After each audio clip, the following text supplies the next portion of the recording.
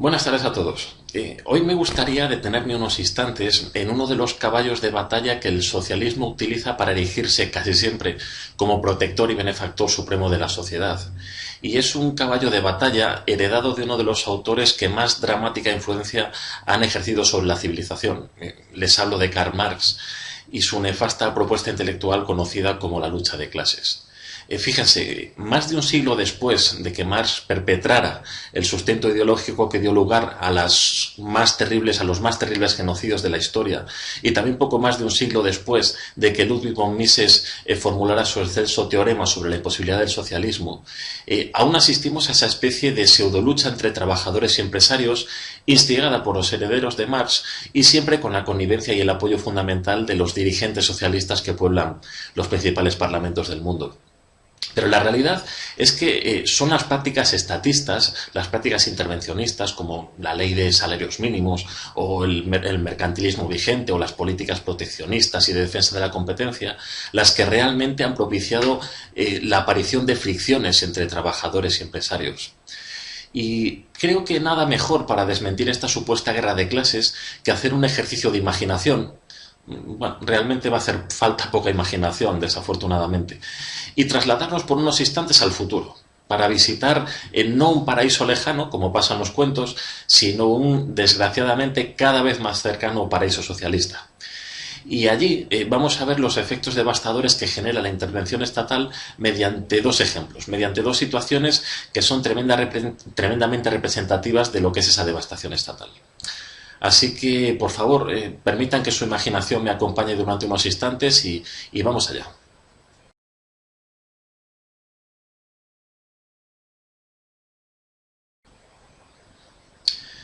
Nos encontramos en España, en el mes de marzo del año quizás 2020, y contemplamos que el inexorable avance del socialismo ha convertido al país en un paraíso de los derechos sociales, de la igualdad y de la protección de los desfavorecidos al más puro estilo socialista. Bueno, aunque como todos ustedes saben, esto es una nota al margen, la realidad es que el socialismo es un mecanismo de crear pobres que después subsidia para convertirlos en pobres crónicos. Pero bueno, esto es otra historia. Y es en estas circunstancias que les relataba, en las que, aprovechando la celebración del Día Internacional de la Mujer, ese 8 de marzo del año, pues quizás 2020, el gobierno socialista de turno decide anunciar una nueva ley. Una ley que supondrá el espaldarazo definitivo a las necesidades de uno de los colectivos más necesitados de protección y de la tutela de la izquierda. Me refiero, como todos han podido imaginar y han podido suponer, que es al colectivo de las mujeres. Colectivo legendario por su incapacidad de prosperar si no es con la ayuda de los benefactores gobernantes socialistas. Y así, tras el triunfo de leyes tan imprescindibles como la Ley de Igualdad de Género o la exitosa Ley de Paridad para empresas e instituciones, el benefactor gobierno de ese año 2020 da un paso adelante y promulga una ley de protección a la mujer que reza algo así como lo que les voy a contar ahora. Queridos ciudadanas, debido a la dificultad histórica de las mujeres para labrarse un futuro prometedor en lo económico, culpa por supuesto del machismo imperante y del neoliberalismo que nos inunda y por supuesto de la rancia sociedad patriarcal que nos acompaña, el protector gobierno que vela por los intereses de las mujeres ha decidido garantizar el futuro económico de todas las ciudadanas del país. Por ello, queridas compañeras, y a partir de este mismo instante, el gobierno solo permitirá matrimonios entre hombres y mujeres en los que se acredite que el hombre gana más de 2.000 euros al mes. De esta forma, aseguramos que el futuro económico de nuestras ciudadanas quedará garantizado por la vía matrimonial, quedando expresamente prohibido cualquier otro tipo de relación de pareja que no sea la relación matrimonial certificada por el Estado en las condiciones anteriormente citadas. Socialismo o muerte, hasta la victoria siempre. ¿Y ahora qué? Salgamos por un instante de ese paraíso socialista del 2020. Acompáñenme. Miren, aparte de la aberración que puede suponer a nivel personal una ley de este tipo, e independientemente de la adscripción ideológica de cada uno de ustedes, creo que podremos estar de acuerdo en que las dos principales repercusiones de una ley como esta, que las repercusiones que infligirían a la sociedad, serían, por un lado, el incremento masivo del número de mujeres y hombres solteros en contra de su voluntad, y por otro lado se produciría la aparición de un fenómeno nuevo, el fenómeno de los matrimonios en B, o los matrimonios en negro, o matrimonios clandestinos, en definitiva.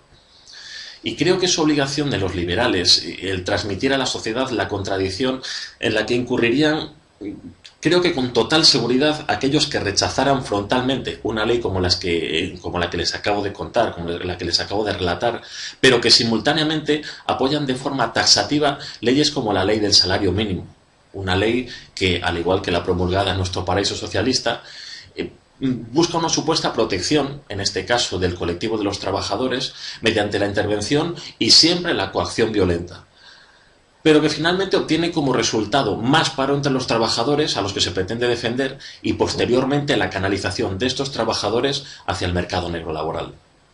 Como podemos comprobar, no existe una diferencia significativa entre los efectos que una determinada intervención estatal produciría en el ámbito laboral, como es en el caso de esta ley de salario mínimo, o en el ámbito de las relaciones humanas, como en el ejemplo que les proponía en nuestro paraíso socialista del futuro.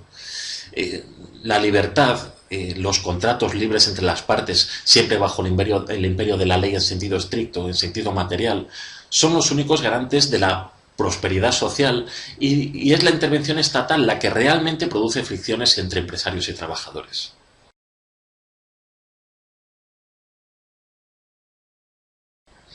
Pero permítame que volvamos de nuevo al futuro, a ese paraíso socialista del año 2020, y fijémonos en una de las pocas parejas que han logrado cumplir con la legislación vigente y han podido contraer matrimonio. Ellos son Ludwig y Ein. Fíjese, nuestra pareja contrae matrimonio y comienza a buscar un espacio en donde iniciar su proyecto empresarial. Un proyecto matrimonial que lo podemos definir como proyecto empresarial en cuanto a que una familia no es ajena a la contabilidad al más puro estilo empresarial. Pues, con un registro de ingresos, un registro de gastos, las inversiones, los impuestos que tienen que pagar al final del año y los beneficios empresariales que en el caso de una familia los constituirían los ahorros que puede acumular esa familia.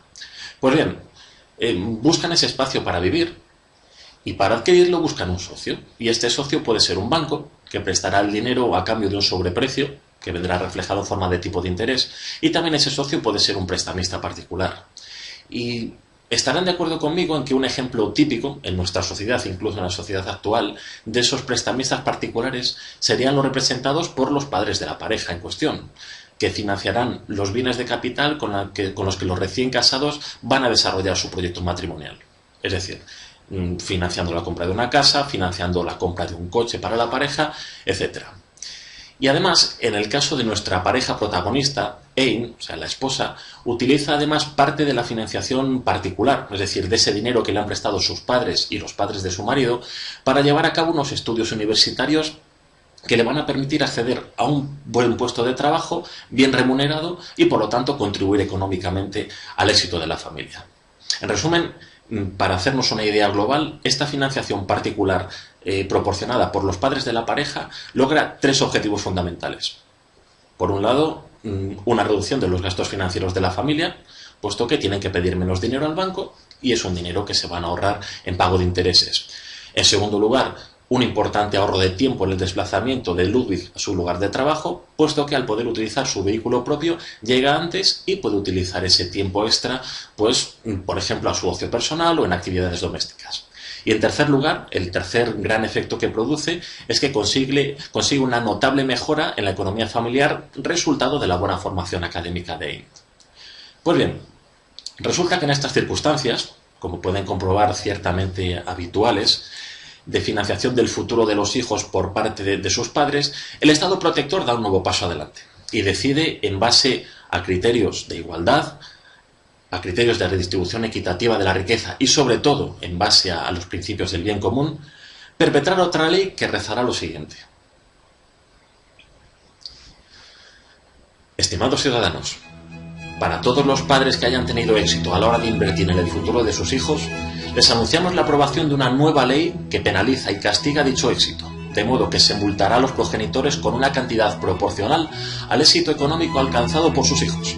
Al mismo tiempo, dichos progenitores quedarán sometidos a la crítica y al desprecio social más feroz, una crítica y un desprecio que vendrán instigados y propiciados desde el Estado hacia cualquier persona que haya especulado con éxitos de este tipo.